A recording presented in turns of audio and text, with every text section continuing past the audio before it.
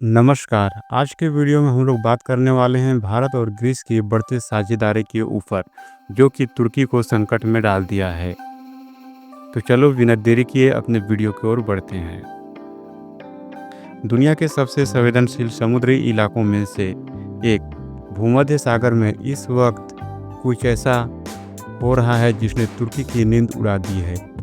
एक ओर जहां वह अब तक इस इलाके में अपने दादागिरी चलाते आया है, वहीं अब भारत ने उसके ही घर के दरवाजे पर अपने जंगी जहाज के साथ पहुंचकर खेल ही बदल दिया है।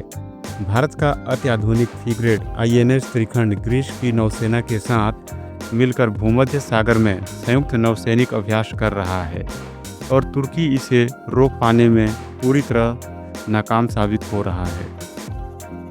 यह कोई साधारण सैन्य अभ्यास नहीं है, बल्कि भारत की बदलती वैश्विक रणनीति और ताकत का ऐलान है। यही वजह है कि तुर्की बार बार भारत से अपने जहाज वापस बुलाने की मांग कर रहा है, लेकिन भारत ने साफ कर दिया है, INS त्रिखंड जब तक नहीं लौटेगा जब तक यह एक्सरसाइज पूरी नहीं होता। यह भारत की वही आत्मविश्वास से भरी कूटनीति है जिसके चलते तुर्की परेशान है, जिसने अंकारा की पूरी रणनीति पर पानी फेर दिया। भारत और ग्रीस की बढ़ती साझेदारी भूमध्य सागर में। प्रधानमंत्री नरेंद्र मोदी की ग्रीस की यात्रा के बाद भारत और ग्रीस के बीच संबंध लगातार नई ऊंचाइयों को छू रहे हैं। रक्षा सहयोग को लेकर दोनों देशों के बीच कई अहम समझौते हुए हैं।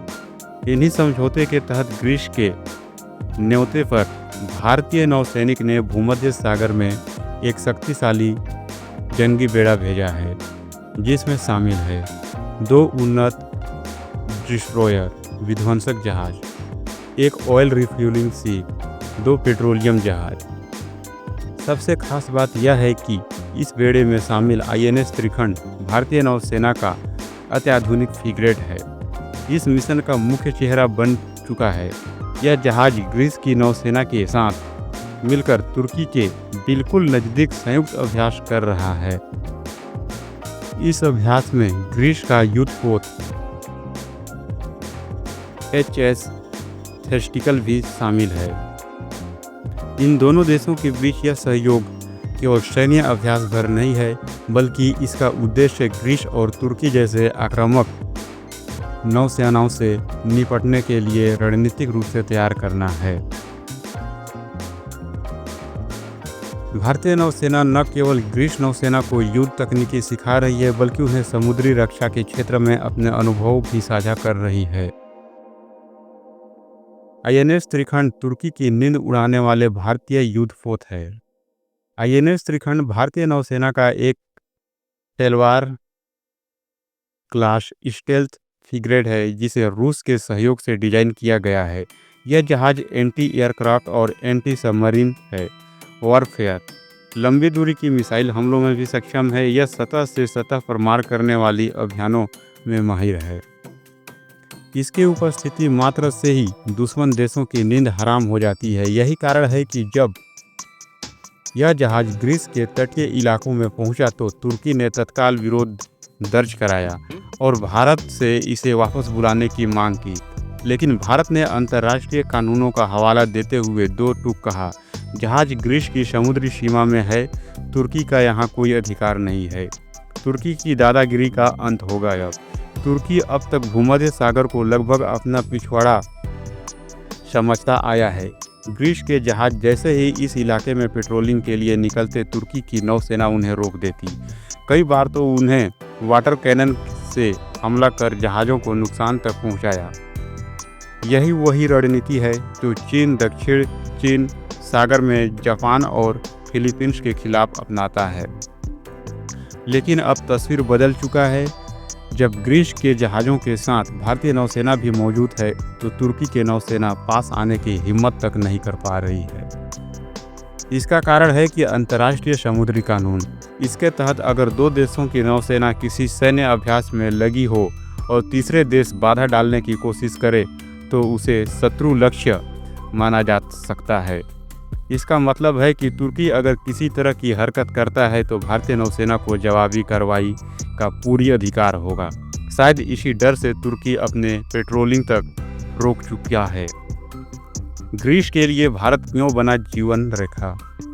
ग्रीस और तुर्की के बीच दशकों से विवाद चलता आ रहा है, खासतौर पर एजियन सागर और साइप्रस क्षेत्र को लेकर दोनों देशों के बीच तनाव चरम पर है। तुर्की लगातार ग्रीस के समुद्री अधिकारों का उल्लंघन करता है और अपनी सैन्य ताकत दिखाता रहता है। ऐसे में भारत का साथ ग्रीस के लिए किसी ढाल से कम नहीं है। भारतीय नौसेना के अनुभव और युद्ध तकनीक से लैस होकर अब ग्रीस तुर्की की आक्रामकता का जवाब देने में सक्षम हो रहा है। यह स्थिति बिल्कुल वैसे है जैसे दक्षिण चीन सागर में अमेरिका और जापान ने फिलीपींस के सहयोग देकर चीन की दादागिरी को रोका था। अब वही मॉडल भारत और ग्रीस के बीच भी दिख रहा है। तुर्की क्यों घबराया हुआ है? जब से आईएनएस त्रिखंड और टेस्टिकल भूमध्य सागर में तैनात हुए हैं, तुर्की की नौसेना ने कोई बड़ी गतिविधियां नहीं दिखाई। अंकारा केवल एक ही काम कर पा रहा है, बार बार भारत से जहाज वापस बुलाने की अपील करना। तुर्की की मीडिया भी अब चिंता जता रही है कि भारत ग्रीस कार्ड खेल रहा है। उन्हें डर है कि अगर भारत और ग्रीस साथ आ गए तो तुर्की की दादागिरी खत्म हो सकती है। असल में तुर्की जानता है कि भारत और ग्रीस की संयुक्त प्रतिक्रिया उसकी नौसेना को भारी नुकसान पहुंचा सकती है और इस बात की संभावना अब बढ़ती जा रही है। भारत का संदेश, अब हम वैश्विक खिलाड़ी हैं। इस अभ्यास को सिर्फ एक नेवल ड्रिल मान लेना भूल होगी। यह भारत की ओर से एक स्पष्ट संदेश है कि अब वह केवल अपने पड़ोसी देश की सुरक्षा तक सीमित नहीं है, बल्कि वैश्विक समुद्री मार्ग और व्यापारिक हितों की रक्षा के लिए भी तैयार है। भूमध्य सागर विश्व व्यापार और तेल आपूर्ति का अहम रास्ता है। अगर तुर्की यहाँ पर अपना प्रभुत्व स्थापित कर लेता है तो भारत के व्यापारिक हित भी प्रभावित हो सकते हैं। इसलिए भारत की मौजूदगी न सिर्फ ग्रीस के लिए बल्कि अपनी रणनीतिक सुरक्षा के लिए भी अहम है। अब बड़ा सवाल यह है कि क्या भारत को ग्रीस को केवल ट्रेनिंग तक सीमित रहना चाहिए या फिर उसे हथियार और सैन्य तकनीक भी उपलब्ध करानी चाहिए। विशेषज्ञों का मानना है कि अगर भारतीय ग्रीस को हथियार, मिसाइल सिस्टम और डिफेंस टेक्नोलॉजी उपलब्ध कराता है तो इससे 3 बड़े फायदे होंगे। तुर्की की दादागिरी का लगभग लगाम लग जाएगी और भारत के डिफेंस एक्सपोर्ट और वैश्विक प्रभाव में तेजी से इजाफा होगा। भारत की अर्थव्यवस्था को बड़ी बूस्ट मिलेगी। इसके अलावा यह भारत की रक्षा उद्योग को भी अंतर्राष्ट्रीय बाजार में मजबूत करेगा। भारत के लिए रणनीतिक फायदे। रणनीतिक उपस्थिति। भूमध्य सागर में भारतीय नौसेना की मौजूदगी से भारत अब एशिया से बाहर भी अपनी शक्ति प्रोजेक्ट कर रहा है।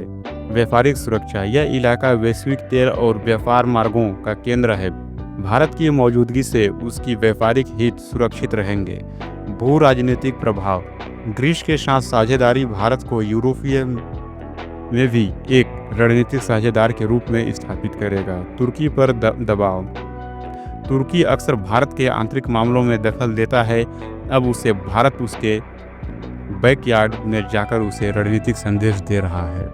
तुर्की की रणनीति पर भारत का करारा जवाब। तुर्की अब तक इस सोच के साथ आगे बढ़ रहा था कि भूमध्य सागर में उसका कोई मुकाबला नहीं है, लेकिन भारत की एंट्री ने उसकी पूरी रणनीति को हिला दिया है।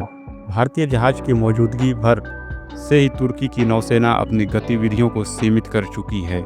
यह उपस्थिति बताती है कि भारत अब न केवल एशिया बल्कि यूरोप के समुद्री भूगोल में भी संतुलन बनाने वाले शक्ति केंद्र बन रहा है और यही तुर्की के डर की असली वजह है। भारतीय क्षेत्र शक्ति से वैश्विक शक्ति बनने की राह पर है। यह पूरी घटना इस बात का प्रमाण है कि भारत अब केवल एक क्षेत्रीय शक्ति नहीं रहा, यह वैश्विक स्तर पर अपनी भूमिका निभाने के लिए तैयार है।